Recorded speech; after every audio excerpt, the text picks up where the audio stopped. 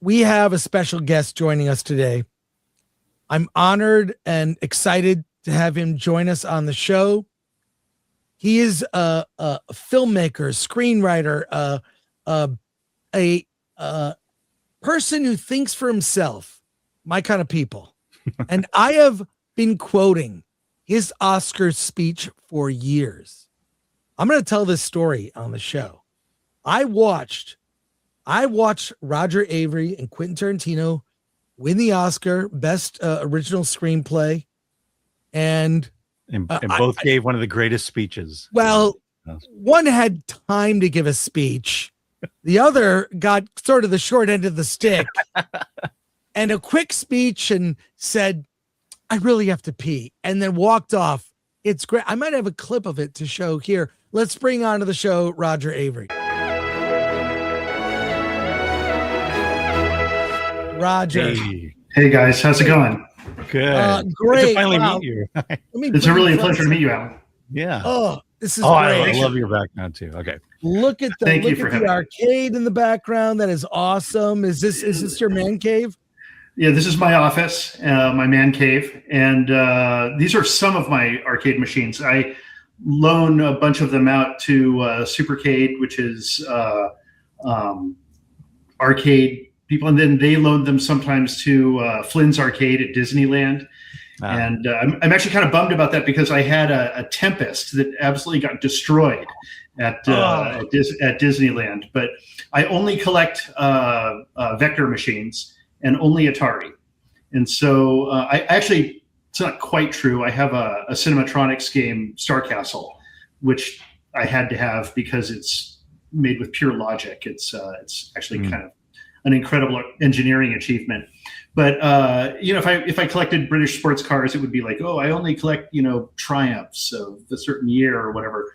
These are all vector machines. And the difference between a raster machine and a vector machine is that a raster machine is like a standard television set from the old days, like Pac-Man would be a raster game, and it uses cathode ray tube, whereas these use a vector graphics, which are like an oscilloscope. So it uses a vector beam instead. And this is my favorite one, the very, very first first-person shooter made by Ed Rotlein. It's a Battlezone. And that's great. Amazing game. First-person shooter ever made. And let's see, over here I've got a Black Widow game, which is kind of like Robotron. If you ever played Robotron, one controller controls the movement position, the movement of your Black Widow in this case, and the other controller controls where you're firing to. And so you're a Black Widow defending your nest. And then over here I've got Gravitar, which is, I have a lunar lander that's in storage. Because the sad thing about it, this is like the loneliest arcade in the world. It's like collecting refrigerators. So I've got a ton of them. Like I've got a whole bunch of them, but I only have so much space in my office, and so I just keep these three here right now. But I cycle them out, and this one, Gravitar, is amazing because it has gravity physics. If you believe in gravity, and it's got gravity physics. That's a joke. And you're just kind of flying around these various play fields, collecting and destroying stuff as you go, flying saucers and collecting payloads and going on to the next screen. These are like amazing games, and the graphics haven't really aged because it's a vector beam, like an oscilloscope. It has a kind of classic feel. These two are color machines. This one uses overlays, and then over there in the corner, I have a Vectrex machine, which I don't know if you remember those. But yes, I do. The Vectrex is a fabulous little device. So was the first Star Wars arcade game Vectrex? Yes. Yes, Star Wars, and very much like Battlezone, there was one called Red Baron, and then I have a Star Wars. It's an upright Star Wars. I just didn't have enough space to get the full sit down one. And then there's an Empire Strikes Back game as well that is where you fight the big walkers and stuff like that. Yeah. It's great. That's amazing. Well, my and then Tempest, if you remember Tempest, that was I play way Or- too much Tempest. Yeah, Tempest is great, and but Lunar Lander was the very first one. I mean, these are from like 1981 to 1985 or so, and they break down all the time. You know, the Wells Gardner monitors in them are very, very touchy, and mostly what I spend my time doing repairing them is replacing the capacitors, because capacitors, when capacitor stores energy and then releases energy. And the capacitors tend to get old and stop holding they stop storing as efficiently. And so every now and then you've got to go through and pull the motherboards out, get out my soldering gun, and go through and just replace it with a cap kit of a whole bunch of different capacitors, so that they run, and they'll run like new after that. I mean, these are still in good shape. Some of the vinyls are a little tattered on this one, but I have a replacement vinyl that someday when I have time, I'll fix it. Nice. It's literally like you spend more time restoring than you do actually playing.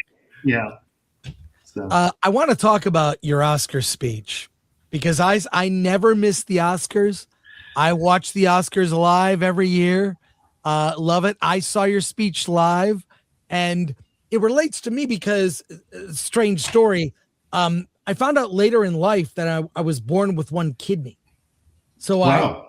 I was born with the only. You tried to give it to somebody, and you were like, "Whoa, I can't honor that. I can't donate that promise." Yeah, he gave it to his unborn twin. Because I pee so often. I'll just quote your speech, as Roger Avary said at the Oscars in his legendary speech. I really have to pee. Now I would like to get your. You want to unpack that? You want to unpack that one? I have the clip here. Can we watch it? And then yeah, sure. Well, look at. Okay, there's several things to look at in here. First of all, watch when the screen goes black. Secondly, watch how Sir Anthony Hopkins' tongue does like a little lizard thing. Those are both important moments, which I'll explain afterwards. Okay. Here we go. I'm going to play it. He's going to announce them, and then you and Quentin come up, but let's watch. And the nominees are Woody Allen and Douglas McGrath for Bullets Over Broadway, Richard Curtis for Four Weddings and a Funeral, Francis Walsh and Peter Jackson for Heavenly Creatures, Quentin Tarantino and Roger Avary for Pulp Fiction, Krzysztof Piasowicz and Krzysztof Kieslowski for Red. And the Oscar goes to... Watch the tongue. Quentin Tarantino, Roger Avary for Pulp Fiction. The tongue! You were right. Yeah, and then now watch for the where the camera goes black. I think he looks happy about it. So let's watch. Here we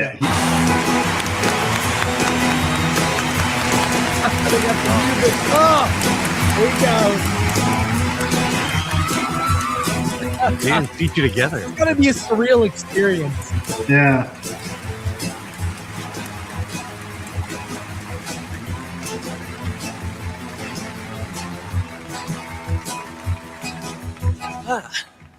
Thanks. This has been a very strange year. I can definitely say that. You know what? I was trying to think, I think this is probably the only award I'm going to win here tonight. So I was trying to think, maybe I should just say a whole lot of stuff right here, right now, just get it all in my system. Because I thought about all year long, everything building up and everything, and just blow it all just tonight. Just say everything. But I'm not. Thanks. I want to thank my beautiful wife, Gretchen, who I love more than anything in the world. And I really have to take a pee right now, so I'm going to go. Thank you. Okay, what happens when it goes black?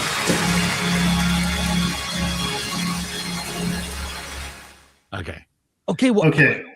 Okay. So the camera goes black. So you'll notice that all the Pulp Fiction people were sitting center stage, with at the Miramax thing, and they're all there, but not me. They sat me like way off to the side, like I was at the side, and at the very, very side of it, sitting next to Krzysztof Piasowicz and the guy from Three Colors, and so I was I lived across the street at that time from the stage manager of the Oscars. And so I went to her and I said, hey, I struck a deal with her, and just for, slipped her a little bit of cash. And I said, when the camera comes on, would you make sure that the camera on Quentin, because they're going to have two cameras, one on him and one on me, make sure the camera on Quentin is turned off. And so when the director presses the button intending to go to Quentin, the camera's turned off. And so quickly they cut to me instead. And it's a true story. That's, all's fair. All's fair. If they're sitting me over there, all's fair in love and war. And so I went ahead and made sure that the camera would be put on me. And then we walk up on stage, and I have a little bit of an uncomfortable hug moment. And we go up there. And what they tell you before you're going up on stage is, okay, you've got like 20 seconds to say whatever you got to say. And then we're going to wrap up, and then you're off, and then we'll dial up the music and we'll kick you off stage at that point.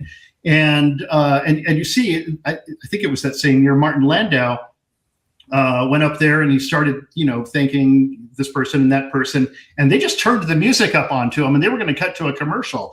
And Martin Landau grabs the microphone and he's like, no, Bella! And because for Bela Lugosi, who he portrayed in Ed Wood, which an amazing movie. Yeah. And so, you kind of plan the moment. You think, oh, this is no big deal. What I don't want to do is I don't want to go up on stage and not know where I'm going to go after I've accepted an award. And everybody was telling me, oh, you're going to win. Like my attorney's telling me you're going to win. And I'm like, don't say that. You're going to jinx it. And so I was very calm, actually, leading up to it, and not really planning, but I had a plan. My plan was I was going to go up there and I was going to violate copyright worldwide by singing Happy Birthday to Quentin, because that night was actually Quentin's birthday. And so I was going to get everybody to sing Happy Birthday. And I had that completely in my head. That's what I want to do. That's what I'm going to do. I'm going to get everybody to sing Happy Birthday, a copyrighted song, to a billion people in honor of Quentin. And then they announced our names, and I jumped out of my body. It was it was uncontrollable. I thought I was cool as a cucumber, but the minute they said that, boom, I watched myself from hovering behind myself as I went up on stage. And so any composure that I thought that I had was gone. And then Quentin started talking, and I couldn't even understand what he was saying because I was so flipped out. And I knew that I had to thank one person in the audience, and that was my wife.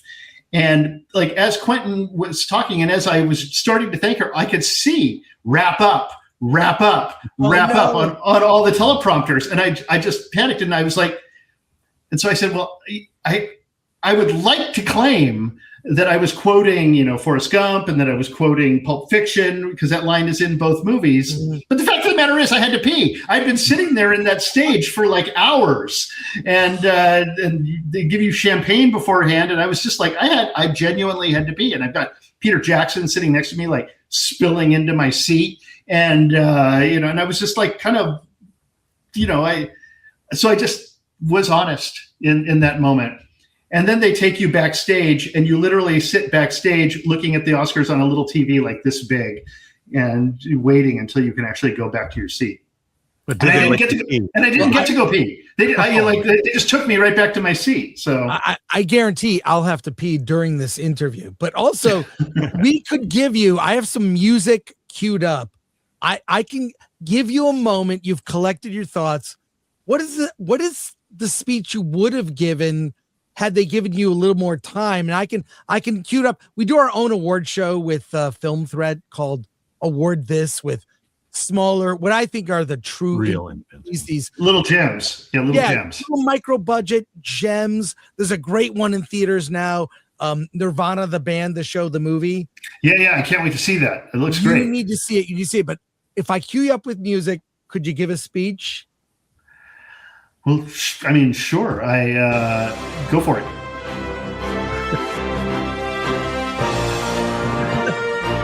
And the winner is Roger. You won. Here you are. Accepting the award for Pulp Fiction. Quentin Tarantino and Roger Avary. All right. All right. I would like to thank Miramax. I'd like to thank the actors who gave life to our words, and I'd like to thank Quentin, and I'd like to celebrate because tonight is aside from the moment where we've won an Academy Award for Pulp Fiction, tonight is Quentin's birthday, and so I would like us all to sing "Happy Birthday" to Quentin. Happy birthday to you, and I would continue on, and then I would. And then I would also thank my wife, by the way. Probably at the end of that. In trouble for copyright, right? That was my plan. That was my diabolical plan. But like I said, I lost all composure. And by the way, when you see me walking out, I have no idea where to go. And they usually have some beautiful woman in a gown whose job it is to guide you off stage. And even though I was watching it, I was thinking, okay, if we're here, I'm going to go that way, and if we're over there, I'm going to go this way. Like that's how it works. Yeah, it just all went out. It turns out that it doesn't matter how prepared you are for that moment. It's such a large moment. You're in front of and I'd spoken at that point in front of a number of audiences. Like at the Independent Spirit Awards, they actually cut me from the Independent Spirit Awards because of what I said, where I got up and hold on, let me get my Independent Spirit Award. Oh, okay. We were just talking about the Spirit Awards, and what I don't know. Okay, you almost need to see it in order to do it. I got up and I said, I want to thank you for this award. An Oscar will fit up my ass a lot easier than this will. And they cut me from the broadcast. Because look at it compared to an Oscar. I just spoke the truth. You could actually kill someone with that. Michael Moore was so mad at me after that he refused to interview me for it. Oh my God. I don't know. In the little after show that they did. Yeah, the Spirit Awards, I used to go back in the day. I was invited, and they don't really invite me anymore. I'm kind of, I don't know. They don't invite me. They don't invite me either. Yeah, there you go. Well, we were just talking about it. It's Oscar light. It's if you're going to lose the films that won't win an Oscar. Yeah, it's not Oscar light if you're trying to stick it up your ass, though. This thing. True. The film that won was Train Dreams. Won, and it's going to lose at the Oscars. I think it's a very good film, but it's not going to win at the Oscars, but it won at the Spirit Awards. Hey, I really want to talk to you about Star Trek. I saw your amazing recent appearance on Joe Rogan. You brought up Starfleet Academy. In fact, I have like a video of their latest episode. It's like a little teaser trailer. So this is the episode we haven't seen yet. It's the episode we haven't seen. I did try to give them a little credit and saying, hey, maybe it'll write itself, because you never know. You never know. We're going to talk about AI later. I really want to get into AI with you. I have nuanced opinions about it, but it's almost like it's a human form of AI. And by that, I mean, parts of AI are like a randomizer, right? Like taking all this data, randomize it, making something new from that library source. You don't need AI to make slop. So. Right, exactly. But that's what modern IP has become. Star Wars, Star Trek, a lot of these things, like we're just going to randomize and use things. The recent Alien movie that was in theaters, which I think is very well directed. It's a greatest hits of Alien is what it is. Yeah. So want to get your thoughts. Here is the teaser. It's very short, like 30 seconds. Let's watch it here together and we'll get a taste of what the new episode is all about. We're all just trying to get back to feeling normal. Academy facilities are now closed for the All Worlds break. Have a good All Worlds. I'm staying here. You can't stay. The Academy is going to be locked down. Perfect. Fine. Don't break anything. What are you doing here? Let's have some fun. Stop. This is all as much a surprise to me as it is to you. You did not know you have a pending spouse? I knew I was promised to her when we were children. I really need you there tonight. For me. I remember when Star Trek was smart and was about ideas and philosophical discussions. I mean, you mentioned it on the show, corporate philosophy and personal philosophy. Yeah, more than philosophy, propaganda. I mean, yeah. Basically, in any media, you bring your message that you're trying to get on screen, and generally, there used to be kind of a balance. And I mean, listen, I have to preface this by saying, and I think I said this on Joe Rogan, that Star Trek frequently explored gender concepts and identities and sexuality. And, there's an episode with Riker where he goes to this planet of neuters, and where they have a single gender and one of them falls in love with him, and they kind of explore that. And so it's not like science fiction and Star Trek, science fiction explored these ideas before. It's just that the quality of the writing and the thoughts behind what they were doing in those episodes were just so much better than what they're making now. And it almost just feels now like they're, just kludging in ideas as the original intent. Like, they're not even thinking about like social conversations. They're just saying, hey, let's put, a confused Klingon on the, on the show. The theory I had, which is weird. The theory I had was like everything that Gen X loved, it feels like this generation needs to correct it. That somehow that Star Wars, even Walt Disney's Star Trek, that it was just, those were old morals. Those were old ways of thinking. So we need to take all that stuff that Gen X loved and modernize it and correct it for a more proper world. I think a lot of it has to do with the preponderance of female executives that are working at the broadcasters and at the studios. And listen, I've worked with a ton of amazing development executives, but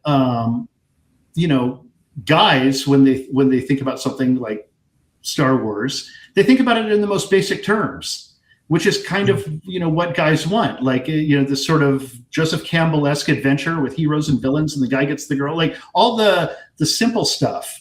And a woman will generally say, I'm going to fix this guy.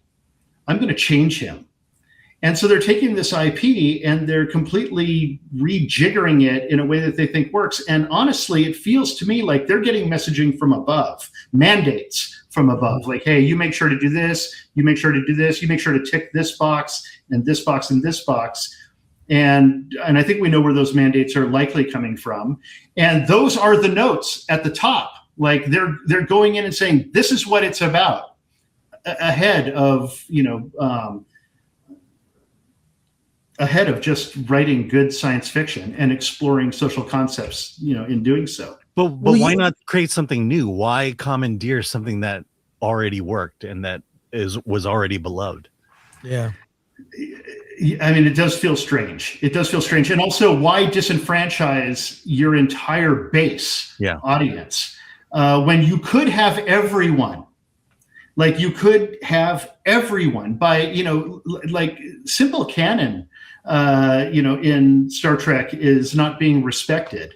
And things like, I saw Vulcans in one episode, like taking shots.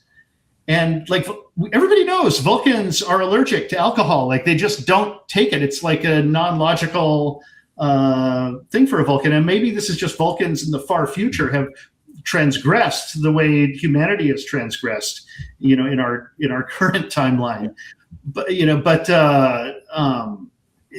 just little things like that just a general understanding of the tenets of Star Trek, which are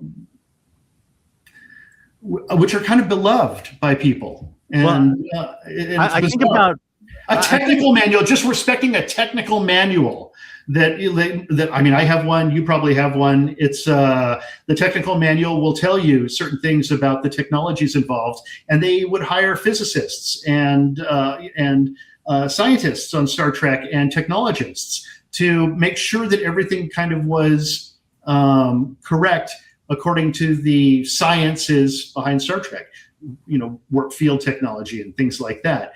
All that stuff is just kind of thrown out the door, and everybody's just kind of winging it. It feels like, and it feels like they've brought in a lot of writers who either don't care or just don't know, and the result is apparent. Well, I think about the Force in Star Wars and how that has become basically psychic powers instead of an underlying philosophy. And then I also think about in Star Trek the Prime Directive, and how you interact with new cultures and new societies, and that seems to be gone or reinterpreted. I got into a little bit of an argument with one of the Palantir guys because they were like Star Wars, and I was like Star Trek, and well, we can still be friends. But we started talking about it, and my biggest issue with the developments in the Force was the whole, what is it, mitochondrial? Mitochondria. Yeah. Mitochondria. Midichlorians. Midichlorians, yeah. Thank you, midichlorians, which essentially, growing up, I had thought, oh, the Force, that's something available to all of us. Mm-hmm. If you practice, you can harness the Force and use it within your life. But when they introduced that, I mean, and let's be honest, that was Lucas who did that. Mm-hmm. Suddenly, like, the Force belonged to kind of a Swiss guard, for the princess. And it kind of, that I was already a little spoiled on Star Wars, but when I go back now and watch, Return of the Jedi, for example, I mean, I think Return of the Jedi is pretty good, actually. Like, despite that complaint, it's anyhow, throwing away these kind of these canon elements of it's haphazard. So. It almost seems on purpose to destroy these beloved franchises. It almost seems it's intentional. It does feel like it's on purpose. It does feel like it's on purpose. You mentioned also, I don't know if it was Rogan or somewhere else, that you were part of a think tank of creatives from Hollywood. I believe Bryan Singer, I heard him tell a story about this, where they asked how people who do bad things might do those bad things. Yeah. And they were looking to creatives from Hollywood who write movies to like, well, how would you say do some horrible act in the city of LA? And how would you attack Los Angeles? Yeah. Mine involved shipping containers at the Port of LA in Long Beach, which is overloaded. They can only do spot checks of shipping containers. And it involved a dirty bomb in one of these shipping containers because the prevailing winds go straight down the LA River to downtown. And it would be a very easy act to do. Some people did swift boat attacks you can create terror in Los Angeles very simply. And we see the Los Angeles mayor doing it. And so it's like, it's a very simple thing to do. But basically what we were doing is we were writing scenarios by which they could then come up with preemptive defenses for. At least that was the prompt. Wow. And they do this a lot. This is something that, I was part of just this one group that did it, and I can't really I can't confirm, who else was there. Mm-hmm. But it's who you would imagine. It's like the people, and this was, this is in the late 90s. And so this is a long time ago now.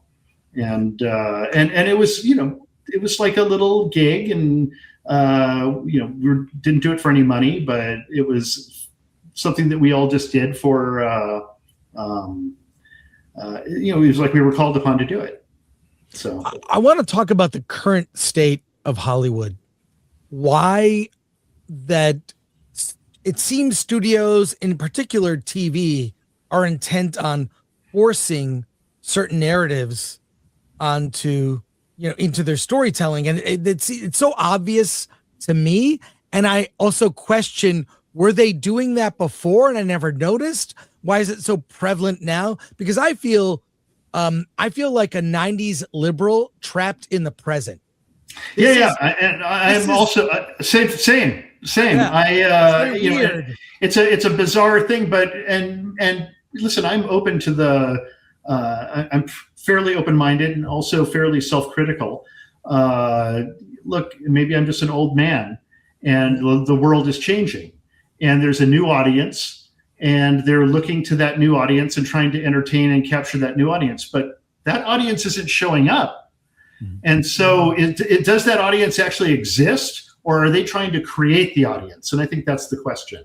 Are they trying to, does the medium affect reality, or does reality get reflected by the medium? And I think what we have is very large. I mean, I don't even think that there's, the big five studios, I think, are all run by one giant conglomerate at this point, one shadow organization that just kind of runs everything. And so they have an agenda and a mandate, we can call it, of who they want their audience to be and what they want their audience to be. And so you put it out there, and people are pretty simple. People are monkey see, monkey do. If you show people a nuclear family, they will copy the nuclear family. And if you show people, for lack of a better way of putting it, trans people or gay couples or people in turmoil without families, if you show families broken apart, people will copy it. It's at least a third of the population is influenceable that way, and probably more. Yeah, actually, since the pandemic, definitely more. So yes, you mentioned pandemic. I believe our reaction to this virus has caused innumerable problems in education. You have kids, right? Yeah, I have two children. I work with both of them. My son is a writer, and my daughter is she's a writer and a producer. Oh, and she produced my last two films. I mean, both of those jobs are like, when you're working with a writing partner or when you're working with a producing partner, those are trust-based jobs. And, I don't have to question my trust for them and their trust for me. I know that they have my back and they know I have theirs. Yeah. It's an odd thing in Hollywood where, I had kids when I was young. It was like 92, my daughter was born. 94, 2 years later, my son. They're adults.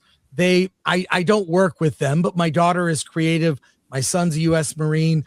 There is a clear, completely different way of looking at the world if you have kids. I believe if you have kids, you have skin in the game. And the game being the future of, the culture, society, everything.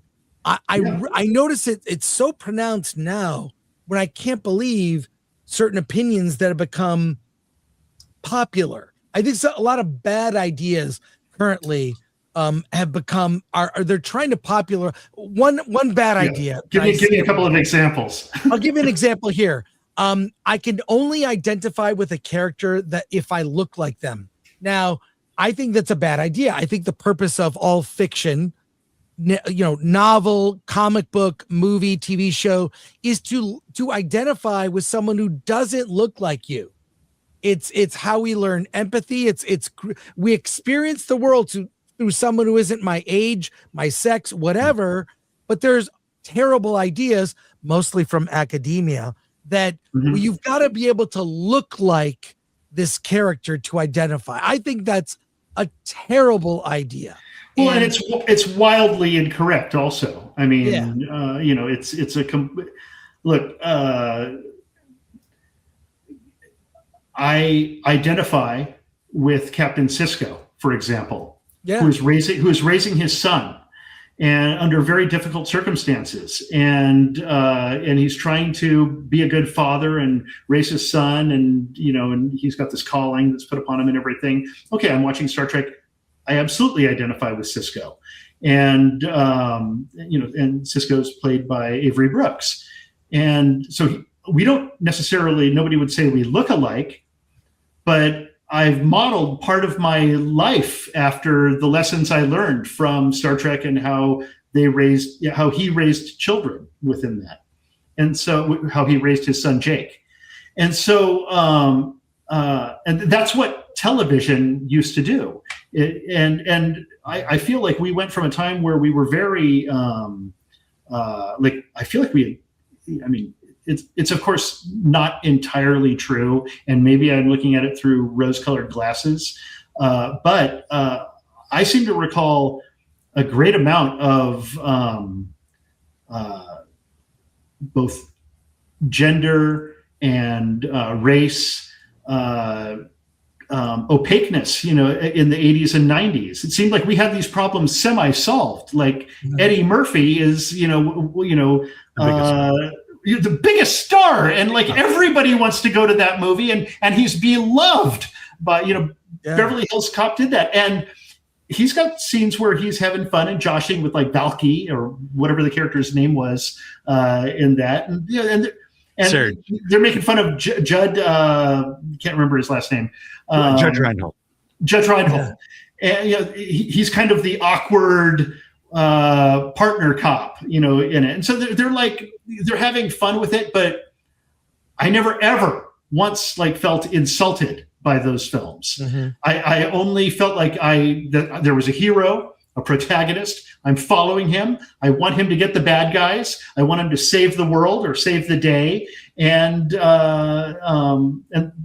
it seems like in movies, we had it kind of figured out. We knew how to play to all audiences. And now someone along the way said, no, we can't play to all audiences. We have to narrow our focus or maybe direct our focus to a very specific audience and only play to them to the exclusion of everyone else. And that seems kind of like against what entertainment is. I mean, for me, the beauty of the theatrical exhibition experience, the movie experience in a movie theater, is that you go, and I talked about this a little bit on Joe Rogan's show. You're in a movie theater, you're sitting in the dark, you're sitting next to someone you don't even know who is completely different than you in every way. They may be a different religion, they might be a different race, they might be of a different sexual orientation. They're just a different person entirely.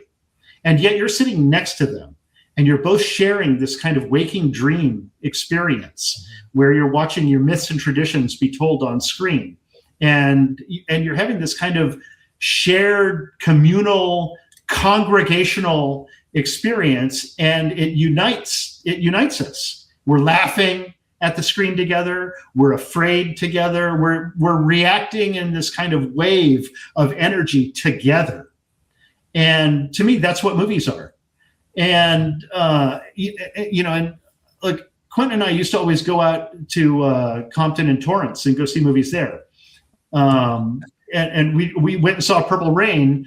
I think Purple Rain was at Del Amo. Maybe it was when Old Town still had theaters. I can't remember the exact theater. Was it the bowling alley? So there, yeah, with a full on Friday night, complete African American Black audience.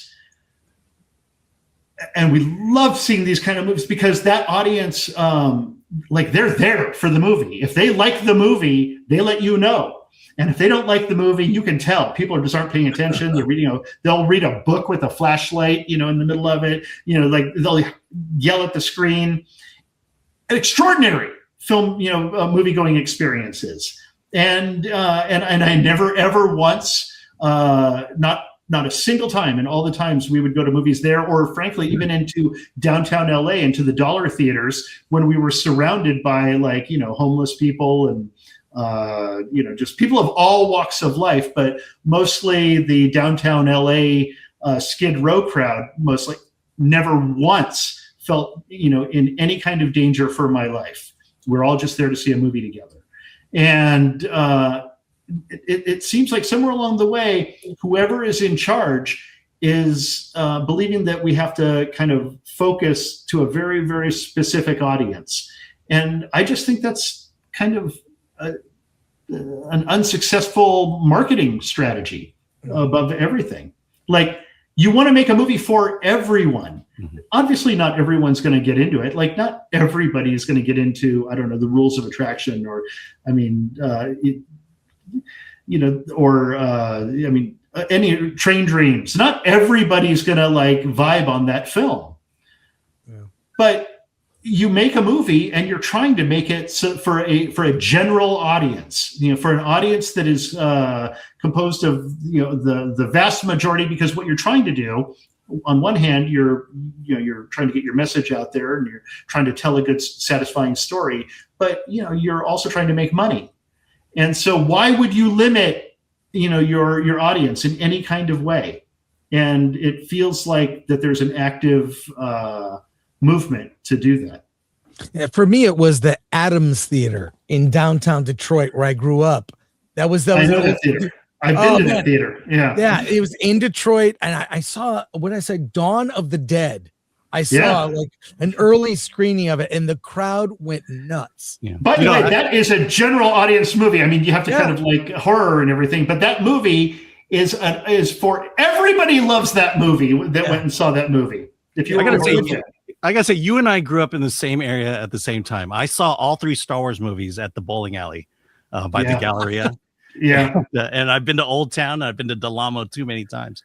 But to your point, there's this idea that people. I grew up on Anza and 120th. Yeah, and then I used to. There was one in Lomita, a single theater that I lived like a mile from there, and so I would walk to that theater all the time.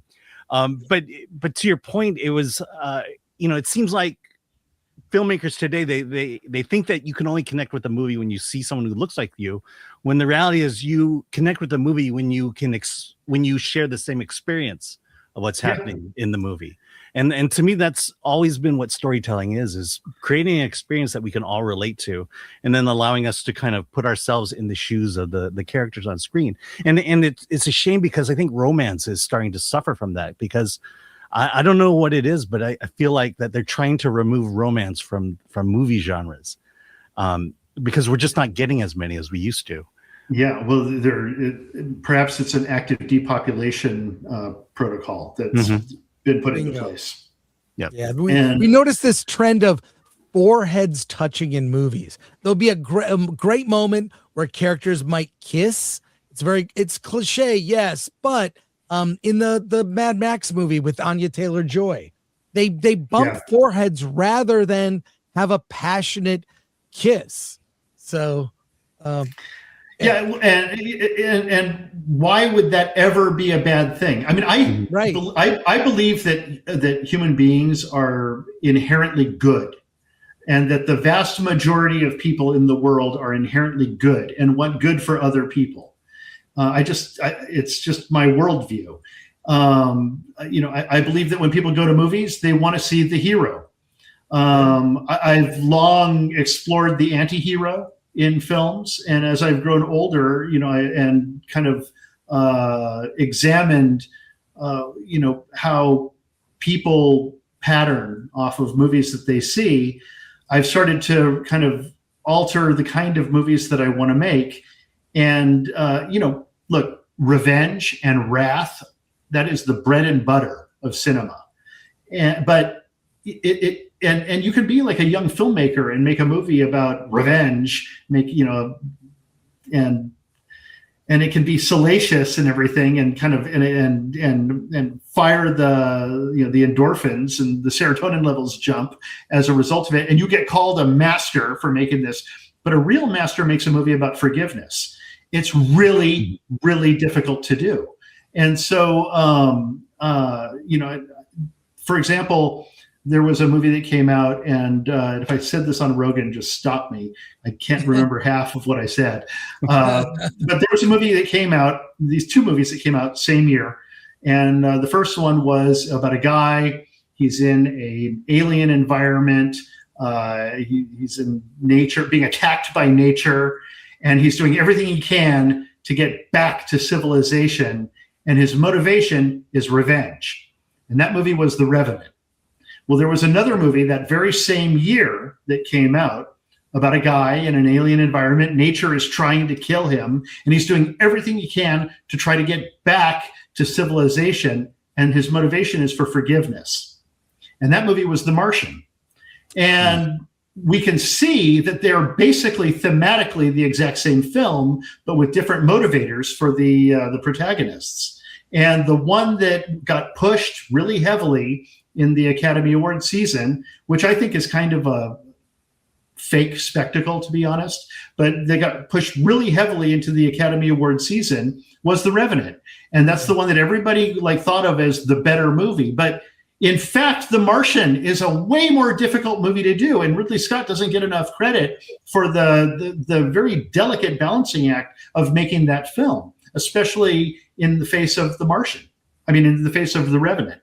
And so, it just kind of shows that, I don't know. I think you almost have to be at Ridley Scott's level to be able to approach a movie like that and to be delicate enough with it, to tell a story about forgiveness. Actually, that's not even true. I think that TV show, The Chosen, every episode is directed by this guy, Dallas Jenkins, and he's essentially weekly making a show that is constantly about forgiveness. I mean, it's the Gospels, and so it's easier to do perhaps, but I think he's doing an amazing directorial job, and watching him evolve as a filmmaker over the course of, because he's directing every single episode, which the Pharisees of Hollywood will tell you is verboten. You're not allowed to do that. But he's showing that you can do it and that you can do it successfully. That's what I think is the most interesting thing. I was going to say, it's interesting, the aversion to Christian themes such as forgiveness, grace, love, humility. These are things that it just seems like Hollywood does not want to tell in their stories anymore. Well, people are conflating Christian themes with religious institutions, and that's where the problem happens. I mean, I think that Christian themes are the natural state of humanity. That actually is when that those teachings are actually our base state. That I believe babies are born, pure and innocent and good. And that it is only through, miseducation that people become lost to that purity. Yeah. Look at Return of the Jedi. You brought that up. Very Christian. For sure. Ending. Now, I noticed you're wearing a General Cinema Dynamics shirt. Yeah. Your new company, which you only touched on briefly. I think. I almost forgot to talk about it. I was so excited with everything else. Yeah, at the last minute near the end, I was like, so I want to get into it more here. I think we're going through what people will look back on this era of filmmaking, or this era of Hollywood, of just some terrible movies. I think whether you agree or not, I think the Star Wars sequels, I think did not deliver. I think every major franchise has been destroyed beyond recognition for some. We'll see. And the classic players have been failing at what they do best. Yeah, they should be good at these things. Why are they? I think there are many reasons. I think where the money goes, I think part of it is we have an executive class at the studios that don't even like movies, mainly coming from the tech world. They don't get what movies really are. We don't have visionary producers that stand up for certain kind. There are fewer, let's say fewer, not say they don't exist. I would actually say that they're not coming from the tech world. They're coming from the finance world. Yeah. And that it's a different kind of mentality of what they're doing and what they're making. And I think they feel like, they're making products that people just generally don't want. And I think we see this not just in movies. We see this, like, my iPhone has progressively gotten worse over time. And actually, we talked about the downgrading to earlier. Oh, I love that. downgrading to earlier skeuomorphic user interfaces, which seem to work better in the past. And so why do things get worse? And the real question is, why change something when it works? Why really try to reinvent the wheel when something works? Everybody's flipped out and freaked out by AI. Just the word itself, artificial intelligence, is a threatening concept, I guess. But I don't look at it that way. I look at this as one of the greatest democratizing tools in cinema technology since the advent of digital. For film. And a kid being able to grab a video camera and go out, a guy like Joe Swanberg, for example, who was on my forums way back in the 90s.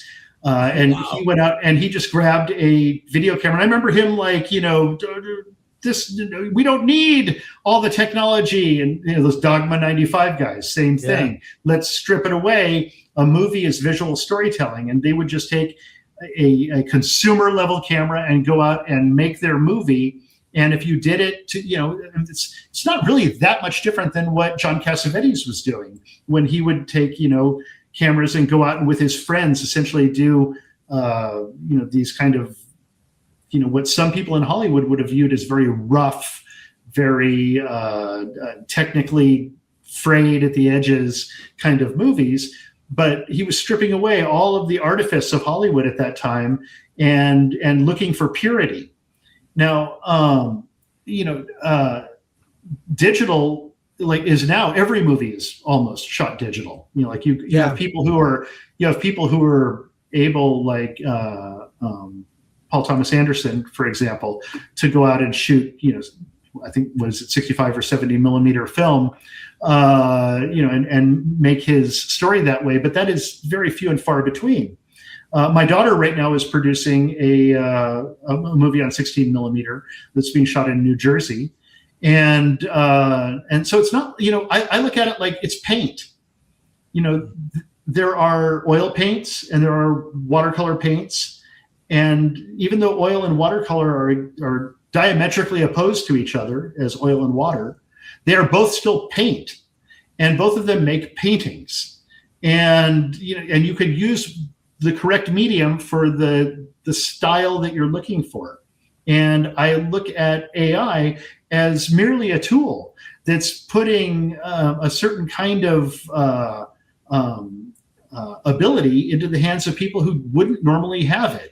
And, all of a sudden you're able to do all sorts of crazy effects and everything. I think it's going to chill out a little, over time. I mean, look, if you looked at, people call AI slop, but if you were a theater guy when film was being invented, you would maybe go look at the Lumiere brothers and see, people getting off the train or workers going to the factory. They would just set up a camera and just shoot people getting off a train. And people in theater at that time were like, "Oh, this is like just garbage art. It's nothing. It's there's nothing there." When silent movies became sound films, there was this big revolution among people who were like, "Oh, the talkies are just like nonsense compared to how pure the silent films are." And then when color came around, everybody was like talking about the difference between the beautiful contrasts of black and white and what black and white is and how pure it is versus the garishness of color. And then when widescreen suddenly came out, and they started like using it as a sensationary tool, everybody was like, "No, 4:3, that's the golden ratio, perfect form, and you're taking away from the beauty of the full image." It's like film. The AI is not replacing film. AI is part of the story of visual storytelling, as it that is now over 100 years old and beyond. When movies came out, it didn't destroy theater. In fact, it still hasn't destroyed theater. People still go to theater for the theater experience, which is a very unique thing. Film is still getting made, even though digital is become a tool mostly for ease of production and exhibition. And the same is going to be true with AI. It's not going to change anything. You're still going to have conventional shot movies made. You're going to still have chemically processed films made. You're still going to have digital films made. Television didn't destroy the movies. People will get their entertainment wherever they get it, as long as you're telling a good story, as long as you're entertaining the audience, as long as you're reaching out to the widest audience that you can and respecting them as an audience, as a paying audience that's coming to see your movie. I had a little movie that I released because I became, for a while, I was experimenting in theatrical exhibition. And so I found this little film that was shot by students at the New Road School, I think it was called. A friend of mine is a French filmmaker, Frederic Daw, and he's a very brilliant filmmaker. And he was teaching a film class at the school in Santa Monica. And he gave all of his students iPhones, and then he gave them kind of assignments, like, I want you to go out and shoot this scene, and I want you to go out and shoot this scene, and you're doing this, and you're doing this. And he kind of let them go out and do it in a very free-form style. And Laura Dern's daughter is in it, Jaya Harper, and among other students at the school. And we made this little movie. They made this little movie called Teenage Emotions. Okay, nobody wanted to exhibit teenage emotions, and it was kind of falling between the cracks. And I said, well, let me see what I can do. And so I rounded up a couple of theaters, around, and like, for example, there's a really great multiplex owned by Galaxy Theaters. Actually, Galaxy Theaters became my partner at that time. And we showed it there. We showed it in Mission Hills. We showed it at a number of cinemas. And I made DCPs from it. I blew them up onto the big screen, and audiences would come. People would go to the movies, and they would watch this movie shot on an iPhone that was sort of a free-form video experiment of kids and how they were as they were in the moments just before the pandemic hit. And so it was kind of this very pure idea of what teenage emotions are like at that time. And so we played this film, and audiences came, and they went and they watched the movie, and they don't care how it was made. What they cared about was, I'm connecting with the emotions on screen. And that's all you have to do, is just respect your audience in that way, and people will come. They don't care how you made it. They just want purity on screen. And the studios have stopped doing this. And so I looked at that, and I looked at like my own career and the difficulty, how many years it takes me to try to convince people to get a movie going. And then when I make it, it's an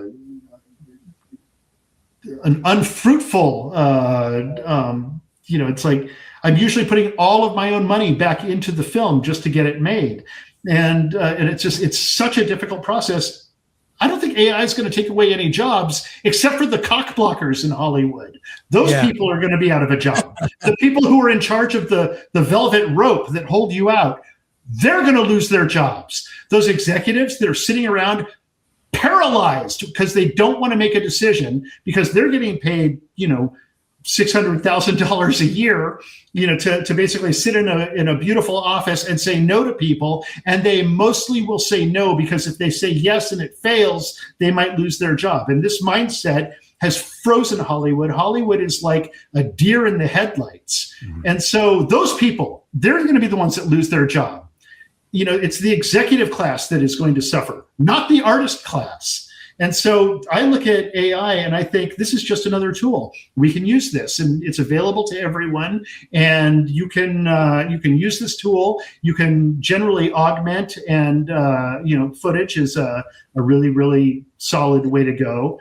And I know that by experience because I made Beowulf at the same time Zack Snyder did 300. And look, I think Zack Snyder's film is a better movie ultimately because he had human beings blended in with his computerized world that he was doing. And we went completely pure. And so it's just a tool. It's part of your toolbox that you can use. And I think this is I think, one of the most exciting moments in cinema history because of the democratization of the tools. And so we're going to see filmmakers springing up out of nowhere, making brilliant things. And by the way, everybody criticizes AI and calls it slop, or thinks that it always aims for the middle. But I've never seen a cat driving an off-road vehicle desperately trying to hold on where a dog is in the passenger seat, like barking crazily. Or that fight with Tom Cruise and Brad Pitt over Jeffrey Epstein. He was a good man. That's really funny. That's really funny. And in fact, I felt, I must say, a kind of emotion when Anakin Skywalker and Padma, or whatever, Natalie Portman, are sitting there in a field and they're talking about, hey, we got to build all these data centers. And she's like, oh, for AI. And he's like, oh, because we're going to, cure cancer, right? Right? We're curing cancer, right? And they back up and she's just got these giant boobs. That was really funny. And Anakin's look to her, his kind of melancholic, knowing look that he gives her, was really an intense performance moment. And so these are just little clips that people are making for fun, and maybe they're even being auto-generated by C-Dance or that model. But it gives me great hope, actually. That cat, I would watch an entire movie of that cat driving that off-road vehicle. That was as good as Sorcerer, the William Friedkin film. Like, that was as intense. I watched that like 100 times. I was like laughing the entire time. But I gotta say, we talk about AI a lot on this channel. Even like we were talking Star Trek earlier, there is a YouTube channel dedicated to doing Starfleet Academy. Yeah. Those videos, if they had made that show, that's what we all wanted. That's what we wanted, is what they're doing. And they're just basically saying, look, we know what the audience wants. Yeah. And since they're not giving it to them, we're going to give it to them. Yeah. Okay, that means the system is broken. If the gates have fallen, the castle of Hollywood is being stormed right now. The mongrel horde is coming in. They're taking it over. They're beheading the executives. It's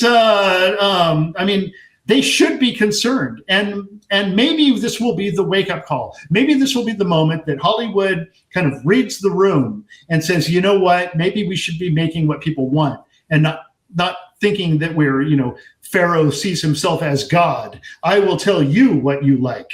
Maybe they should just serve the audience.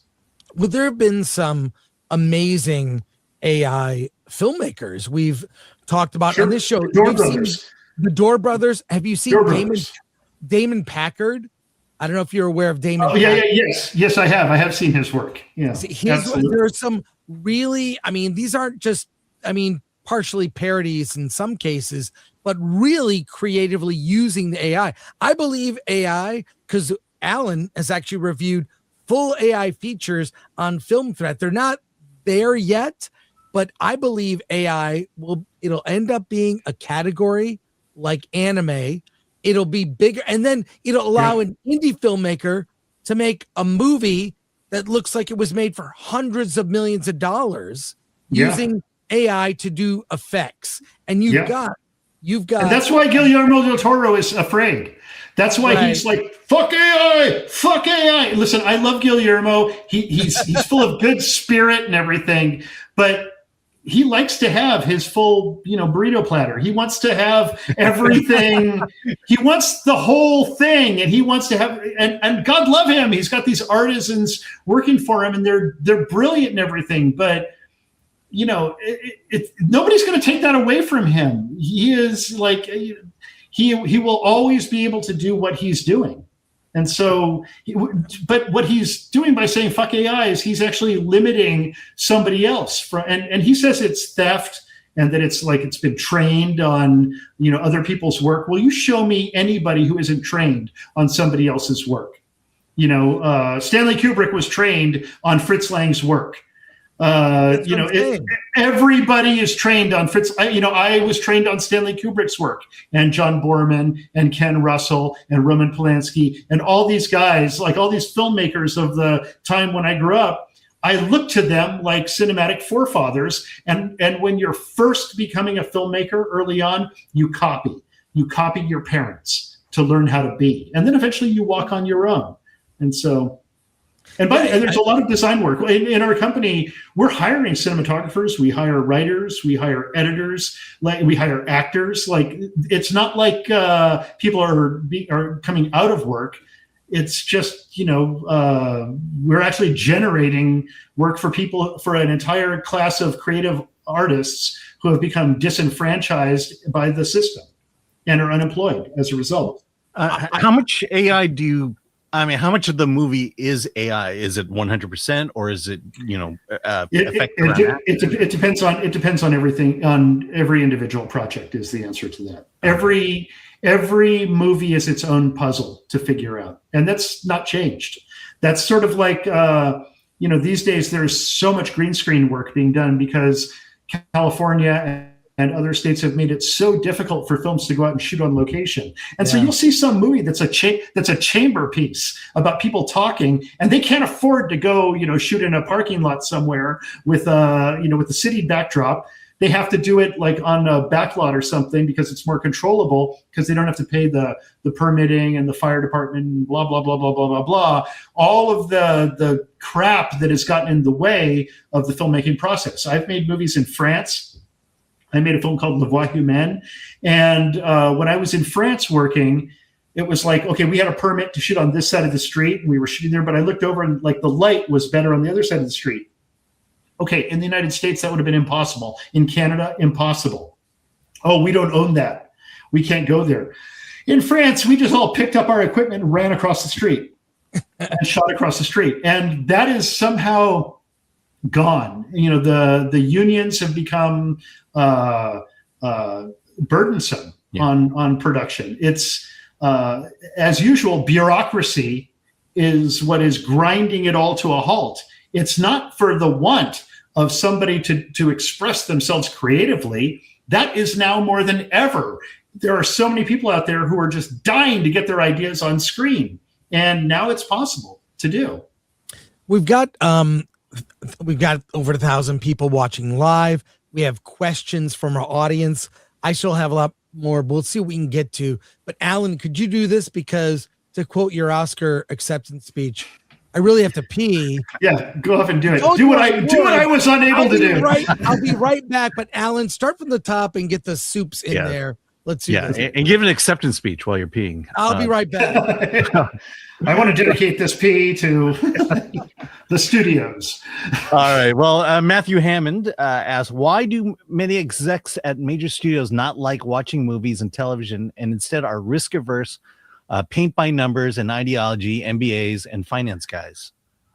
I think it's just part of, look, I think I said earlier that I believe in individuals. I think individuals are inherently good, and I can be friends with anybody. I was incarcerated, and when I met like somebody, it didn't matter who they were, what gang affiliation they had, it didn't matter what color they were. I could become friends with them.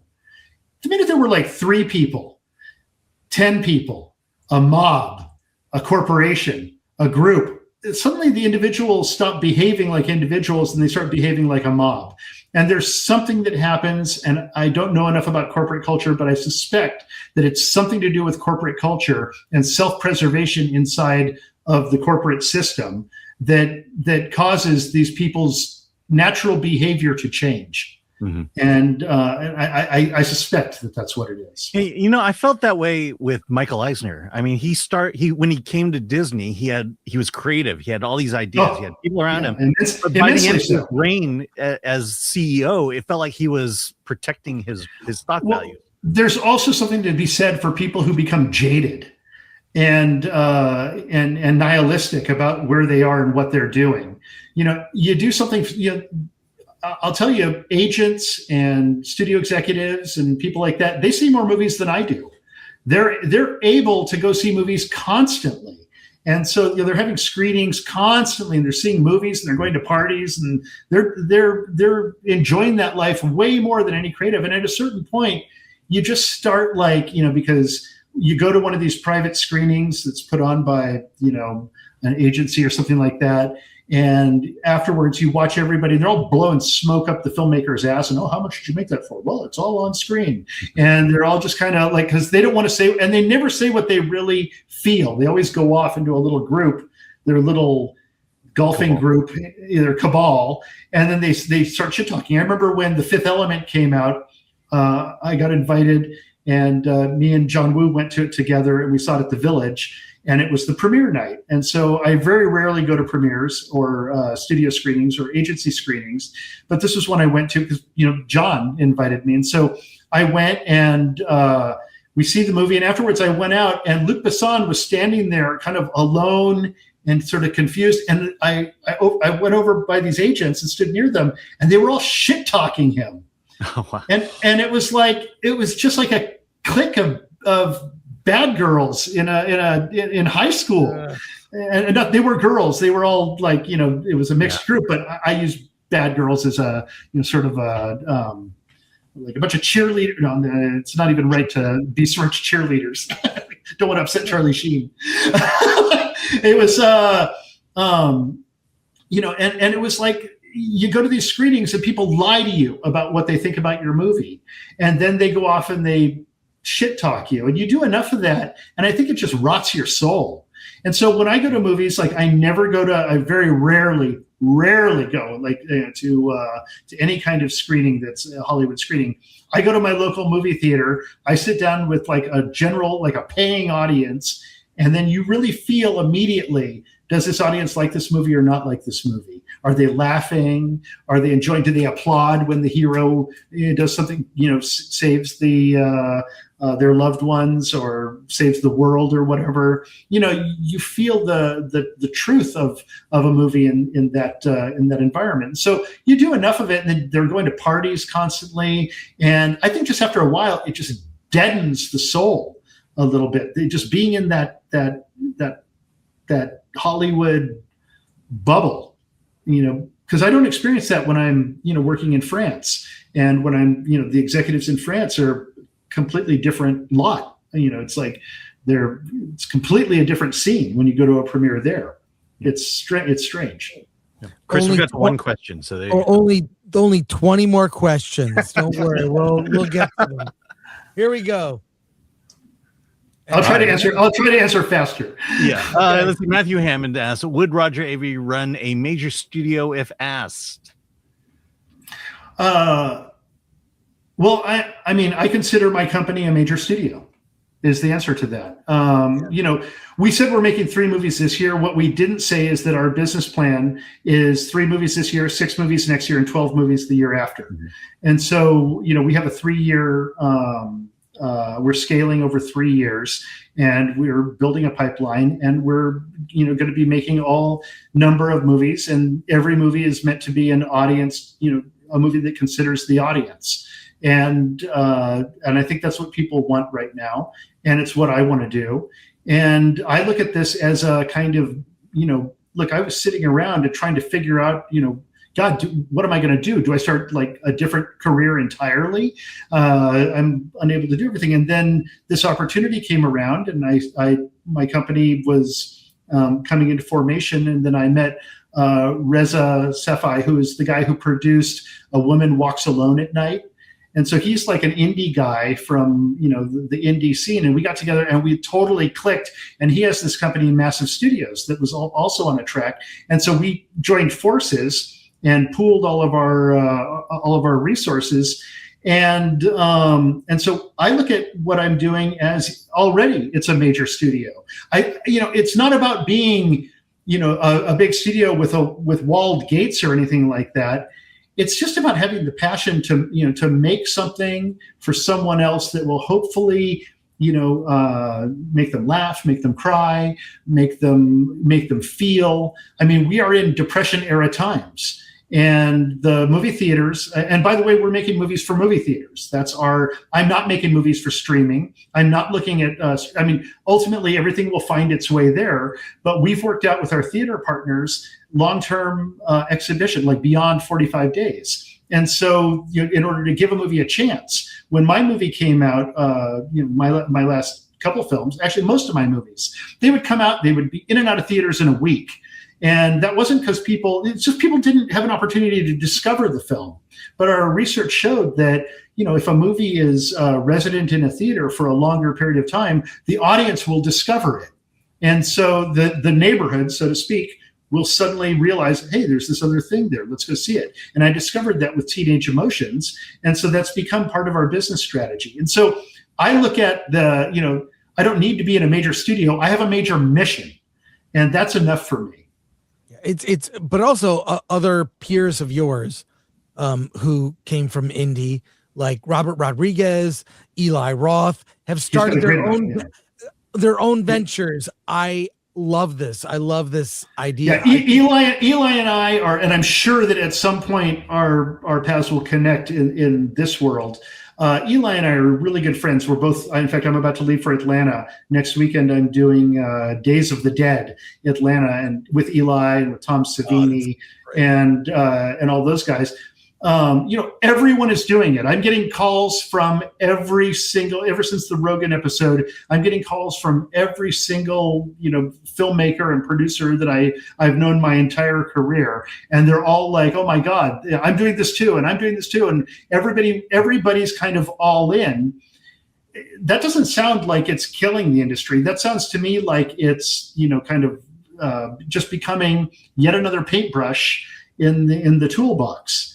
And there are movies that are being made by friends of mine and their filmmaker friends that people wouldn't think are full of AI, but are full of AI. And I don't want to name names, but you can imagine who my friends are. So yeah. And by the way, I'm also not giving up on chemical filmmaking. I have a movie that I'm working on right now, and I'm working on the script for. That is a new project that I'm writing with my son, and we plan on making that. We're shooting that one. I plan on shooting it on 16 millimeter because I'm seeking a kind of authenticity that only film can deliver. And maybe there will be some augmentation, but it's not really required of the movie. But just because there's AI cinema doesn't mean that there's not traditional cinema or digital cinema as well. I really feel this kind of reminds me of the moment in the early 70s when the studios were so out of touch, and this young group of young filmmakers at that time came and kind of took over the industry. They're all very independent minded. Here we are living in a time when the studios are so corporate, the content is corporate, and I believe a new indie film revolution is on the horizon. Exactly. Like, in those days, they thought, well, you can't leave the studio lot. You've got to shoot your movie on the lot. And cameras are like Mitchell BNCRs, so these giant cast iron cameras that, I own one. It's really difficult to move it around. And I would even shoot a movie with that, but it forces a certain kind of ethic. And it's just a lot easier to work on the lot. And so most movies were made on the lot. And all of a sudden, because of World War II, this little company, Aeroflex, was making very, very silent cameras because it was a camera designed for wartime. And so they were making these very silent cameras, and they're small, and you were able to take an Arri 2C and go out and make a movie on the streets with actors. That's what John Cassavetes and any number of those young filmmakers, Coppola, all of them. And, Coppola's first film, Finian's Rainbow, that was studio film. And then what did he do right after that? But the Rain People with James Caan, where he went on the road with a camera and a very light crew and with all these tools that just weren't available, to anybody else. I actually said Finian's Rainbow was his first film. Dementia 13 is his first film. After that was Finian's Rainbow. We've got a lot more questions. Let's see how many we can get through here. Yes, from Dave D. Roger, met you in Chicago in November. We talked about a few things, but Day of the Dead commentary is on my Blu-ray, and I listened to it. You talked about the fourth movie not filmed. What do you think of Lord of the Dead? Land of the Dead. Land of the Dead. Land of the Dead. Land of the Dead. I am not. Listen, I am I adore the work of George Romero. Love it. but I am not a fan of Land of the Dead. It suffers from a kind of Canadian production thing going on, like and he violates everything, like the themes that he speaks about in Dawn of the Dead about money. He completely throws that away, and all of a sudden the whole thing becomes about money. And I know that I just don't like the movie, but having said that, it is frequent that I don't like a movie and then I watch it again with new eyes after some time has passed and am able to see what I didn't see the first time. And so I will, my friend, Dave, that's right, Dave from Days of the Dead in Chicago. I'll give it a try. I'll watch it again. I wish it had been called, what was it called? Dead Revenant originally? That was the original title. Oh, I didn't know that. Yeah, the name of the big vehicle that they drive around in. So, all right, Pepsi Man 666. Aside from Konosuba, can you ask Roger for another anime that he has enjoyed? I think he'd like Golga 13, City Hunter, or Space Adventure Cobra. Yeah, actually, I haven't seen Space Adventure Cobra, but Golga I have seen, and I will see that one. Yeah, I mean, there's almost not enough time in life to be able to absorb all that great work that's being done out there. What happened with Konosuba, for those who don't know, is my daughter said, "Hey, I want to go see this movie. It's only being shown for one night on it's a Phantom Events thing where they kind of live beamed in. It was connected to a film festival that was happening in Tokyo at the time, and they're showing this movie Konosuba."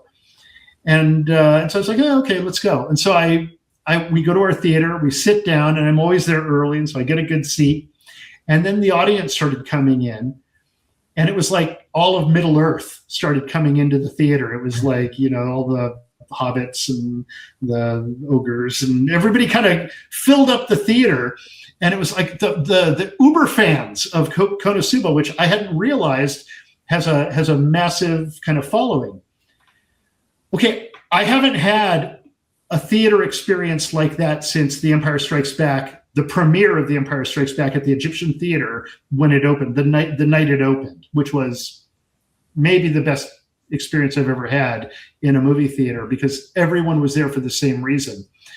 And this movie was like a kind of, I think the statement I made was, Konosuba is the reason that cinema was invented.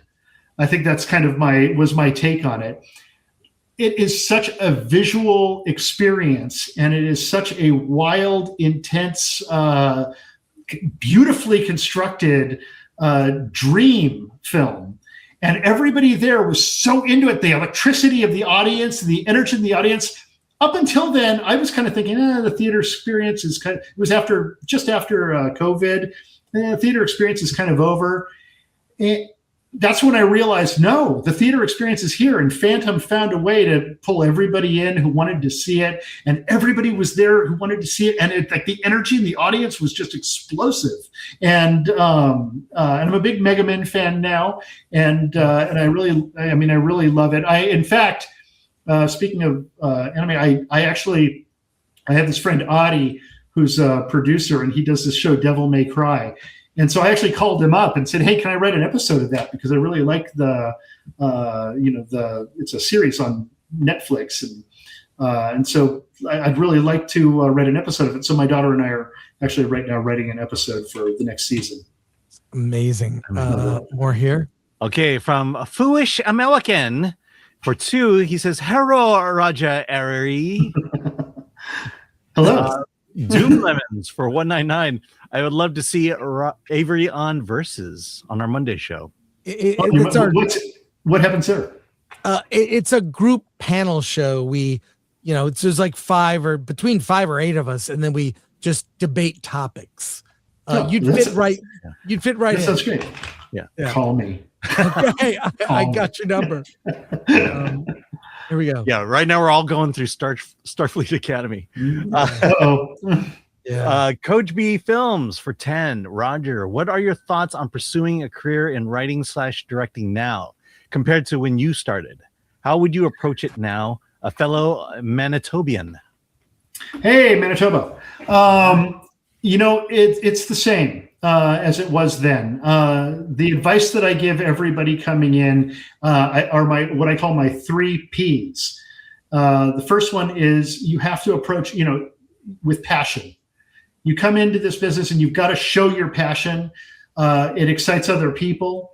When you're passionate about something and when you're exuding passion, it reminds those jaded executives who have kind of lost their passion. It reminds them why we're in this business and what we're here for. That at one point we were all just like kids looking at the movies and like looking at the flicker on the screen with wonder, and that's why we're here. And so bring the passion in what you're doing, and and let it explode out of you, and you use that as a way to activate other people around you, because believe it or not, everybody else wants to be passionate. They want to be excited, and if they feel the excitement from you, it's infectious, and pretty soon you'll have a circle of people that are all excited, and if you can align that vision together, you're unstoppable. You're absolutely unstoppable. The second P is positive visualization.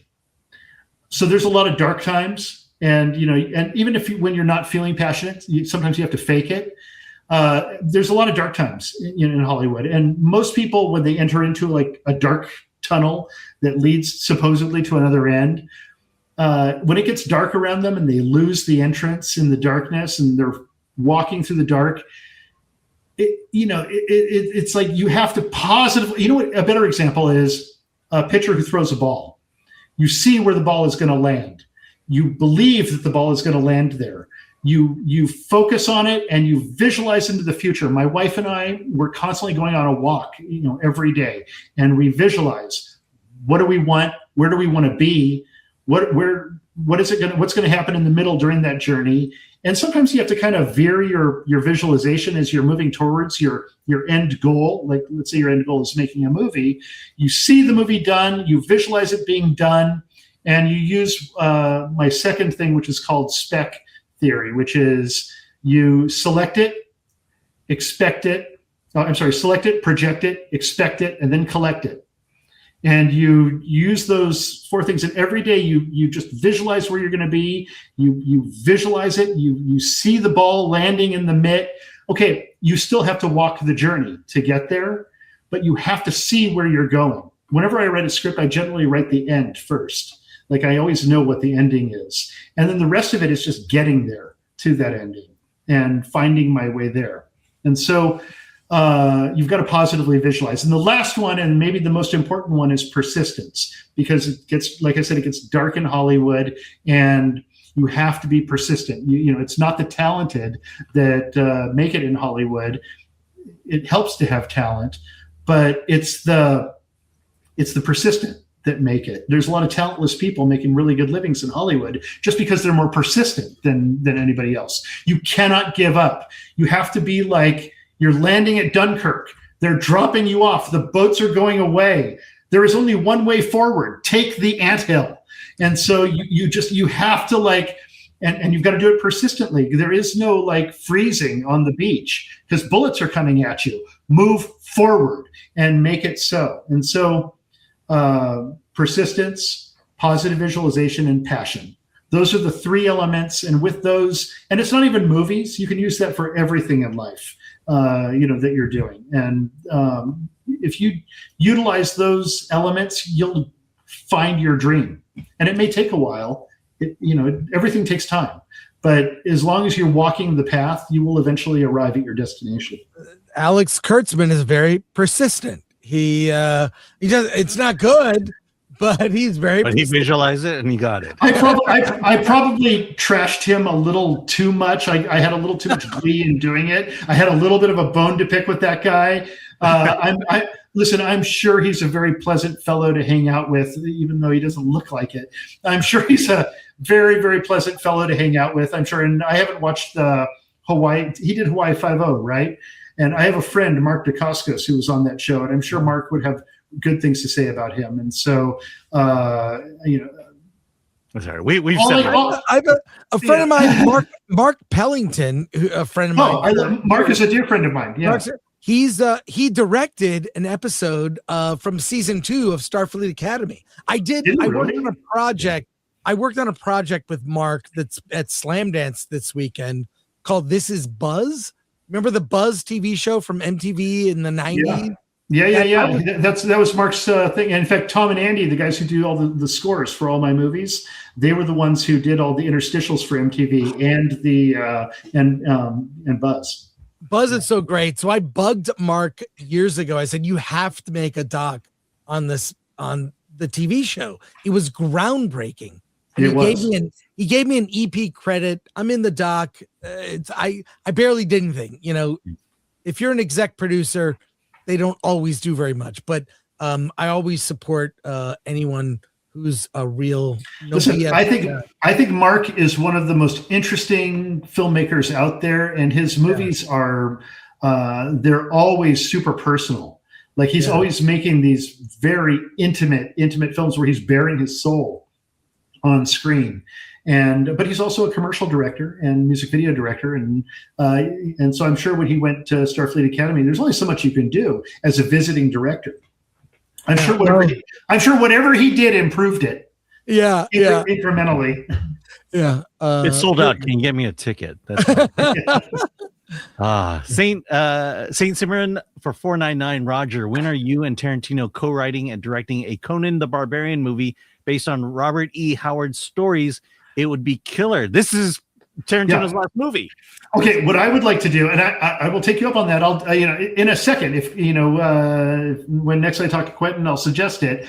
Conan the King is what we've seen Conan the Barbarian, Conan the Warrior, but even Schwarzenegger is like right for it. I worked with John Milius. My daughter and I worked with John Milius on his Genghis Khan script, turning it into a mini series, and it hasn't been produced, but that was effectively doing Conan the King, because Genghis Khan basically is Conan. It's his way of doing Conan, and Conan was like a terrorist. He was like a murderer, a warrior. Killed people in the most horrible of ways. He would sew them up in felt and light it on fire, or throw it into the river or whatever. He was like, a nightmare, a scourge. But he also created paper money, and he created the Silk Road, and he unified the warring factions at that time in China. Although I use the name Genghis Khan. Genghis Khan actually isn't a name. It just means great king. His name was Temujin. And so Temujin was the one who united all of the factions and everything. And while writing that script, you basically, it's one thing to win a kingdom. It's another thing to hold it. And listen, Robert E. Howard is one of the greatest writers of all time.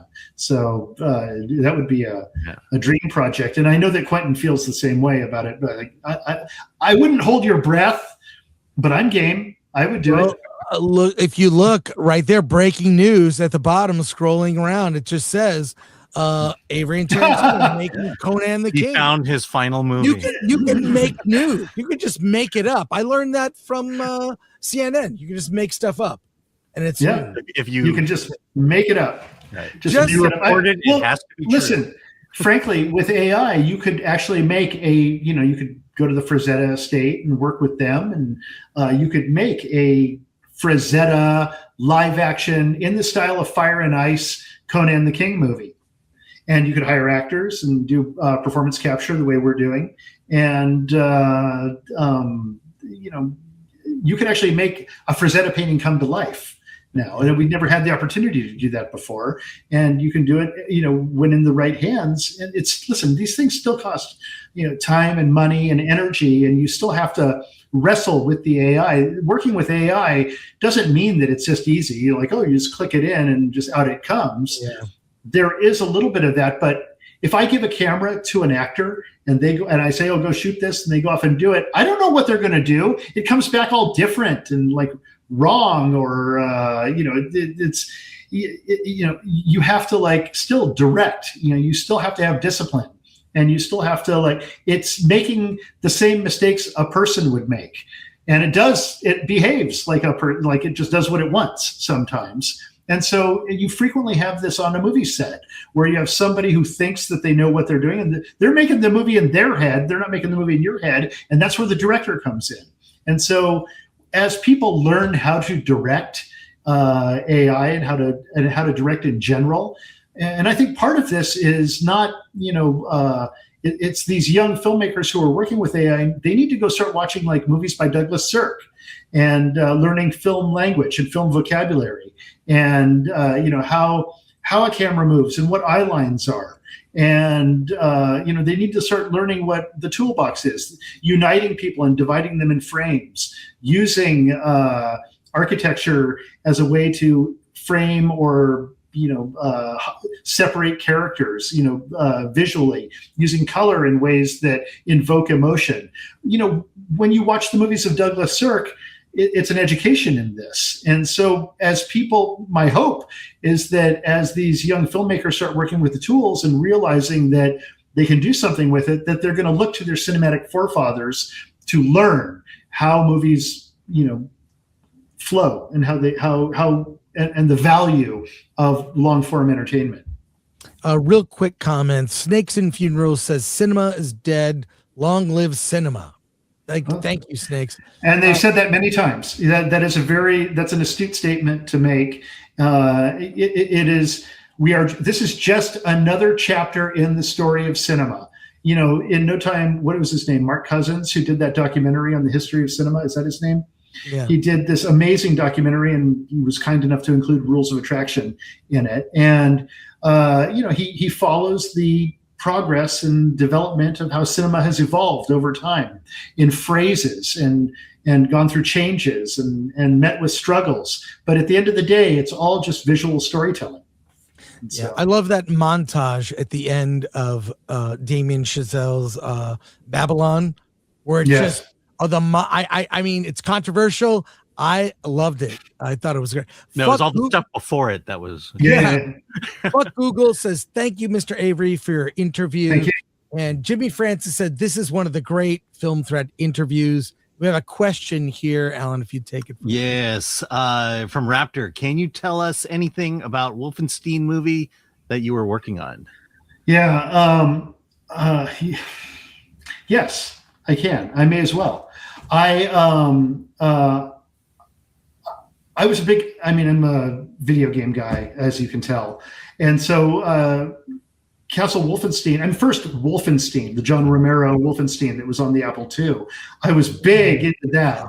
And then I followed the Wolfenstein, saga up through Wolfenstein 3D, and then ultimately returned to Castle Wolfenstein. And I had a moment where I was invited to, I think Todd Hollinshead invited me to QuakeCon, and I was like, well, good, because I have something to pitch you. And so I went there and I sat with him in a hotel room and pitched him my idea for Return to Castle Wolfenstein, which was, well, maybe I won't tell you the full pitch because maybe I'll recycle it. Suffice it to say, I went ahead and got he got really excited. They basically said, okay, well, we'll sell you the rights. And I didn't have the money. I just didn't have the money to buy it. So I went to Samuel Hadida, who produced Silent Hill, and I said, listen, I need you to pick up the rights on this for me. He picked up the rights. We developed the script. I developed 4 scripts, 4 drafts of the script. And Sammy just he just never really was there 100% for it. I mean, he's dead now, so not trying to besmirch his name or anything, but he was just not I think a movie called Iron Sky came out, and that distracted him. And he was like, well, look, they made Iron Sky. He's French. They make Iron Sky for $2 million. You want to make Wolfenstein for $2 million. I was like, dude, this is not possible. I don't know how to make that movie for that much. I mean, maybe now you could, but back then it was like, I don't know how I'm going to do this. And so I wrote it, I storyboarded it. I went into great detail. You know what? Maybe I'm going to this Days of the Dead in Atlanta. Maybe I'll bring with me my storyboards and sell them because I had, storyboard artists, storyboard the movie for me. And so I had all these inventive ideas. It was basically, the Wolfenstein game, except I incorporated Mecha Hitler because you have to have Mecha Hitler. Yeah. I deviated from the storyline of Return to Castle Wolfenstein a little bit because what I really wanted to do was to adapt Wolfenstein 3D. And then I also took from this movie that I'm unable to find anymore. It's like not available, called Welcome in Berlin. And this was a movie I saw in Los Angeles in the 80s. And it was part of a trilogy of films. And it was about the guys at id Software, they gave me a list and they said, these are the only thing we're going to ask you is that you follow this list of requirements. BJ Blazkowicz must be from Mesquite, Texas. BJ Blazkowicz, blah blah blah. He must do this. It was like guidelines that I had to follow, and so I was like, perfect.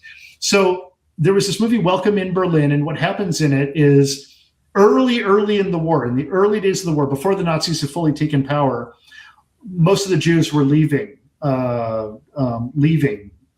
Germany, and a bunch of them, left. And my theory was that B.J. Blazkowicz was one of these kids, and he went and he goes to Mesquite, Texas, and grows up. And then in Welcome in Berlin, they are returning to Berlin during the liberation of Berlin, and they're part of the U.S. Army now, and they're seizing Berlin, and they go in, and what they encounter is their old schoolmasters who are now Nazi Party members. And so I adopted that, and I had that as that BJ had grown up, he was a child in Germany, a Jewish kid, and then he goes to because Blazkowicz, he goes to Mesquite, Texas, grows up, and is now returning, and he returns to Castle Wolfenstein.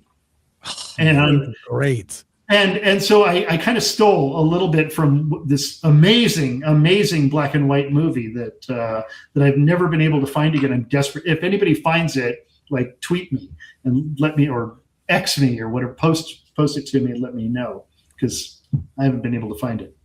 All right. The Looney Tunes critic for 10. Zappa said execs post 70s were young and wanted to be respected, so they make creative decisions despite having never been artists. Same with animation. Execs and Toyman destroyed 80s cartoons. That may be true. That's as good a theory as any. I think the point of where we're at now is that, if you're liberated from what the execs are telling you to do, because listen, when I was a kid, I was making movies on Super 8, I was making little movies and shooting my little movies, and it didn't really change. Like, just because you have money and film trucks and the cinematographer and all that, you're still like a little kid making a movie. What was different is all of a sudden you've got a bunch of guys looking over your shoulder, and if you're playing with, toy soldiers or something, you're like, hey, why don't you have that little squad attack that machine gun nest? They're telling you what to do in your playtime all of a sudden.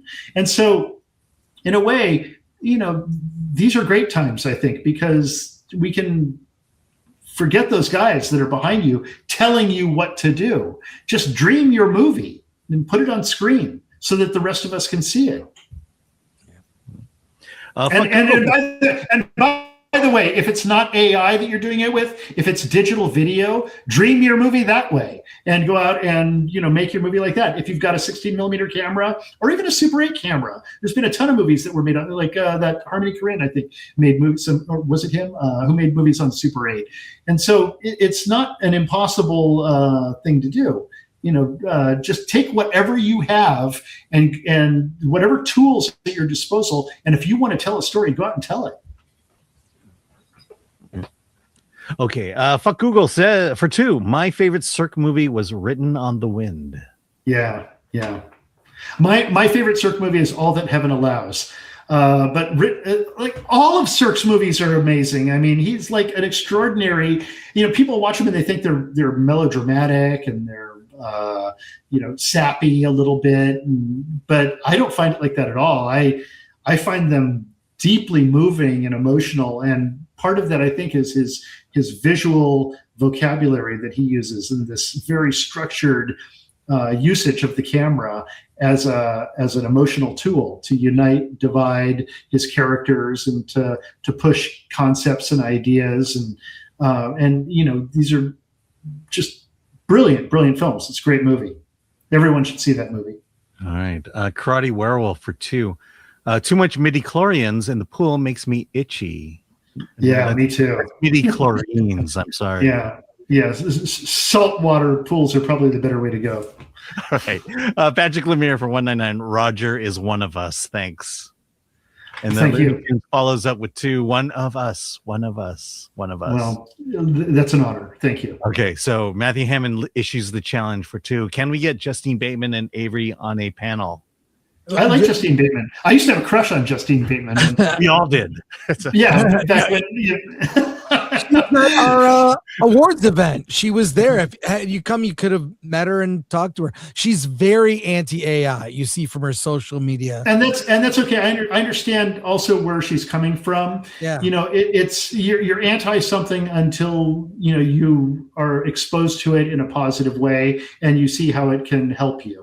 And so anybody, there's a lot of people who are really anti stuff, but why be anti anything that is a tool that can be put into somebody's hand? And and I get that they're thinking that it's theft and all of this, but I don't see it that way. I just don't see it that way. And were I to hang out with her a little, we would have a long conversation, and I might be able to move the needle a little bit with her. She has a film festival called Credo 23. That's the anti-AI. To get in the festival, you can't use AI to have in your project. Well, that's okay. Those Dogma guys, they were like, you cannot use this, you cannot use that. I mean, sometimes having a restriction is not a bad thing. And if it's her festival, she's allowed to do whatever she wants. And and so I have no problem with that. Like, it's go to town. I mean, I'm about to. I've been recruited. I'm in the jury, and I'm being made like a partner of the World International Film Festival, the WAIF or whatever, which is going to be in Cannes. They're actually doing it everywhere. It's all over the world. It's going to be in Sao Paulo and all these other countries. And this film festival that's only for AI. So, it's not to the exclusion of other movies, but it's an AI film festival. So as long as there's an AI film festival, why shouldn't there be a film festival that is, let's call her film festival a Dogma style festival, a non-AI festival. It's okay. We'll be sure to clip this, and I'll reply to her on X, and we'll see, get that conversation started. But I think the conversation is worth having. It's worth continuing. Absolutely. Listen, and it's not like everybody says, cinema is dead, long live cinema. Whoever said that. It's the same thing. These conversations occur constantly, when movies were being made for television, when things are shot on video, people have debates and conversations, and cinema is something that you're supposed to get passionate about. My friends at the Cinémathèque, Jean-Francois Roger and the guys who run the French Cinémathèque, they tell me stories about, they'd sit around and have coffee at a little cafe after a screening, and somebody would, make a comment like, Jean Renoir's Le Règle de Jeu is not a good movie. And the other guy would say, there is only one answer for that. And he would punch it. And so, cinema is we're supposed to be having these kind of, heated discussions. What shouldn't occur out of it is kind of hatred for one another. What we should really love is that, hey, you may be using oil paint, and you may be fighting for oil paint, and you may believe that oil paint is the only way to go, but I'm a watercolor guy, and I'm going to shoot this with watercolor. I'm going to paint with watercolor, and both are paintings, and let's just respect each other's work. The real important thing is that we feel something, and that the audience feels, an emotion, or that they laugh, or that they escape their lives for the craziness of the world, how it is right now, for a few minutes and fall into a waking dream.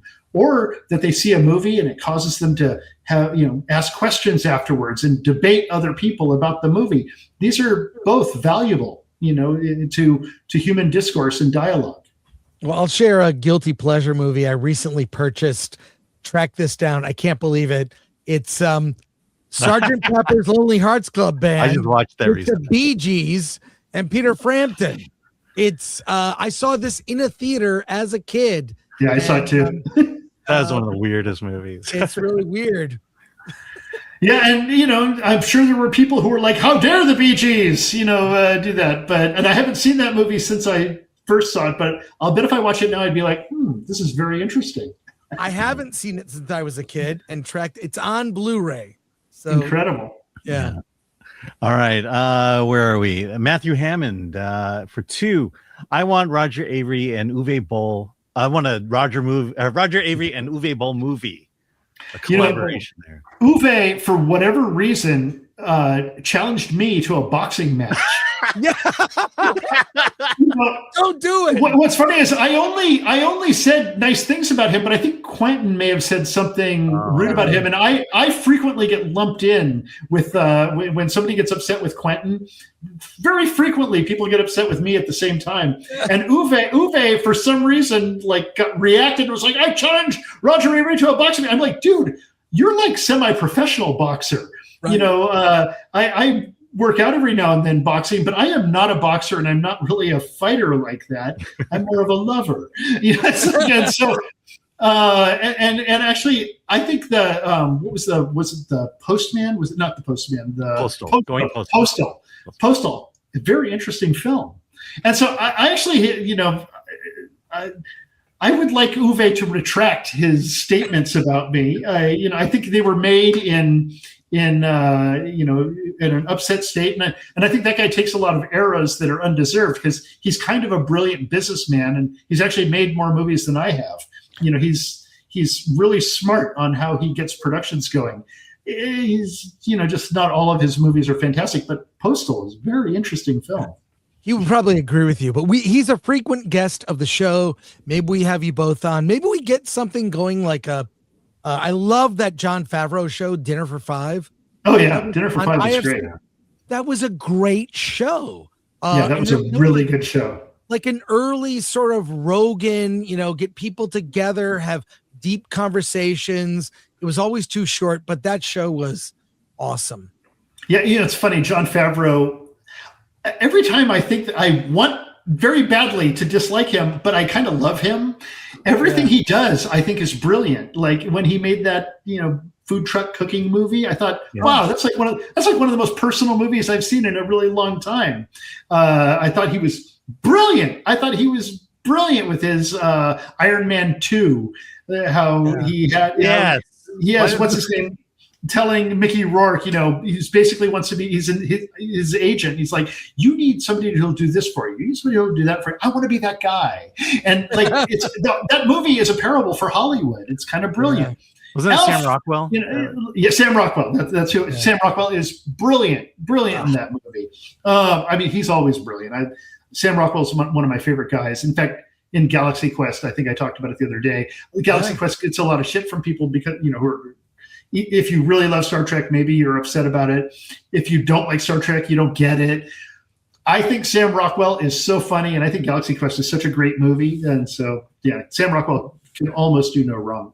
And his early movies, Jerry and Tom, is really good. And my favorite performance of his is Box of Moonlight, where he kind of plays the sort of, Peter Pan, never grew up kind of guy, living out in the woods or whatever. And John Turturro kind of he's all uptight and he encounters him. Box of Moonlight is brilliant, and he's brilliant in it. And so, I would love to do a Table for Five type thing. I would even the great Jon Favreau. You've got to see his new movie. Good luck. Have fun. Don't die. I was invited to it, but I was invited to it, but I had to fly out of town, and I was doing Joe Rogan, and Gore Verbinski invited me to a screening of it. And the truth is, I would rather see it with an audience. I think I've already expressed that. I would rather see it with an audience anyways, but he was very gracious to invite me. And that movie looks amazing. And Sam Rockwell, being who Sam Rockwell is, I'm sure that movie is fantastic. Well, Gore Verbinski. I want to say really quickly, I'm sorry to talk about Gore Verbinski, but I just want to say, I think this movie is this year at the Academy Awards. I think there's a lot of interesting movies actually playing, and I think I'm kind of encouraged by a lot of the films that are coming out. So yeah. I was going to say Gore Verbinski had to bypass the studio gatekeepers to make Good Luck, Have Fun, Don't Die. None of them would do it.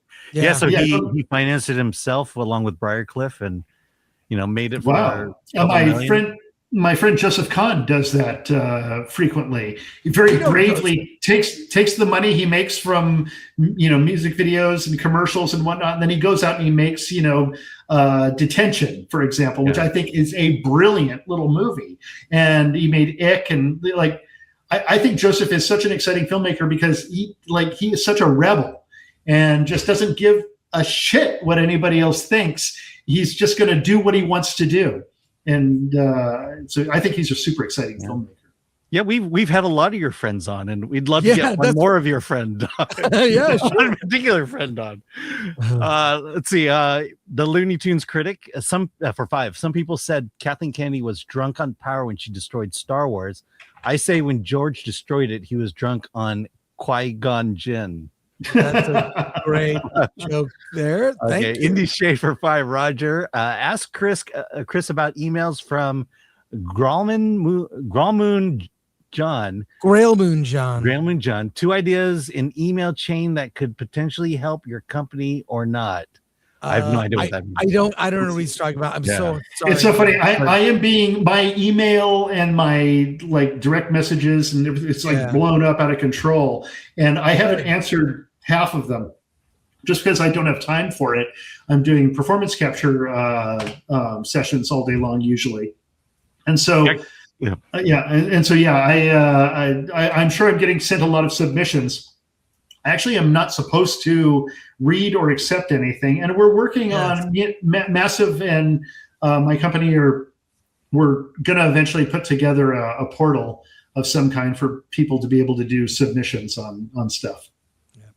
Yeah, Chris, it's hard to do email when you're busy. We have an ongoing fight over email, but my emails are ridiculous. I know.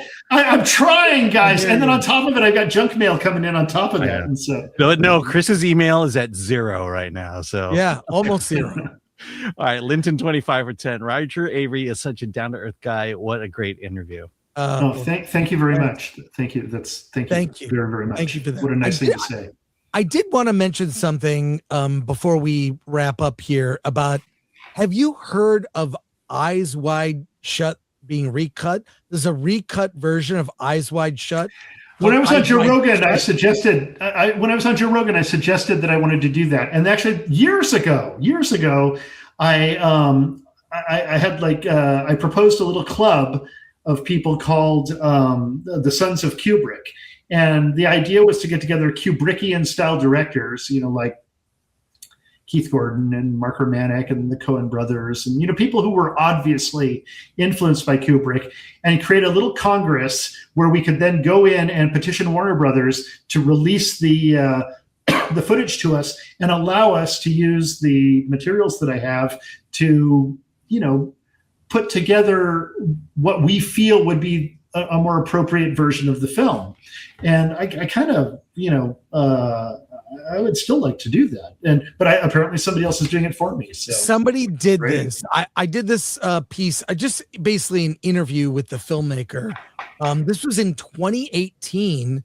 And he recut the film. Marshall Allman is an actor. He was just editing and playing around and did a new version of Eyes Wide Shut. Wow, I'm interested in seeing it. I will DM this to you. You can check that DM. But I did it with Blade Runner 2048 or whatever. I cut out Harrison Ford and rejiggered it a little bit and cut out the, what a replicant is at the beginning. All that stuff that you don't need. And I tightened the movie considerably. And I was very satisfied with what I did. I didn't have the courage to release it to the world, but I can't wait to see what this guy has done. Eyes Wide Shut recut. Yep. And I have to say, the reason I got into the Door brothers, who are super, I won't say who they are, but the Door Brothers was their Lies Wide Shut. That was the first time I saw it, and I was like, okay, this is where AI is actually being put to use, and we're actually seeing something that is a kind of social examination using, sort of the visuals of Eyes Wide Shut and then AI, and then also Lies Wide Shut was amazing. So that's when I knew something could come of it. Their work that convinced me. It was their work and Damon Packard that something is more to it. It's not just for like parodies or like sizzle reels, like that Starfleet Academy sizzle reel from that channel Starfleet Dreams. Right. That should have been the show. It should have been this passionate students and working hard. And I don't know. To go from, Wesley and what was it, Delta Squadron and like, and Boothby and like, we all love Starfleet Academy. We know what Starfleet Academy is. Yes. This is just not like vibing with my vision of Starfleet Academy, but it's clearly somebody else's idea. Well, here we go here from joeblow.com is you're all in on AI. And I just remind people to follow Avary, follow you. At Avary. You are on fire. I feel like we're brothers. We're exactly the same age, born about 10 days apart. Yeah. Oddly. And you are like all that Gen X, like anger that you kind of just feel. I'm right there with you, man. I question everything. I have very little respect for authority and question everything. Yeah, I call it Gen X skepticism, not. Yeah. It's simple. Gen X skepticism. If only the boomers would let go. Just let go. Well, I want to definitely have you back when you've got a film you want to talk about, something more. I hope you become a recurring guest like Uwe Boll. Maybe we have you both on. I look forward to it. Listen, I got nothing against Uwe. He's kind of a genius. I think he's kind of a genius. So. Yeah, he's amazing. So Roger, just can't thank you enough. I'll hit you up and let's just keep in touch on everything. Absolutely. Thank you for having me. This has really been a joy. I really appreciate it. It's great. Thank you, Roger. And it's weird to hear Alan, like you watch the show. You've seen Alan. No, I watch you guys from time to time. Yeah, absolutely. Like I said, you keep bringing up all my old haunts. I actually, it was funny the other day, and I don't know where it is right now, but I was digging through my old Film Threat magazines, and and I found I think it was Natural Born Killers, and like I was digging through something. I was like, oh my god! And I meant to actually bring it up here and put it in your face. Please do. I forgot it downstairs, so please do. We're working on a compendium, like a hardcover book of the best of Film Threat with reprints and every issue digital. We'll probably do a Kickstarter before the end of the year. Film Threat was like my magazine back in the day. That was like, what you were doing with it was like exactly right. And I subscribed. I had every issue back then. So. Oh my God. Well, I don't have every issue. I lost. So it's an honor. It's an honor to be here now. So great. Well, thank you so much, Roger. Take care. Thanks, guys. Play some games. We'll talk soon. Talk to you soon. Take care, guys. Bye. Take care. Later.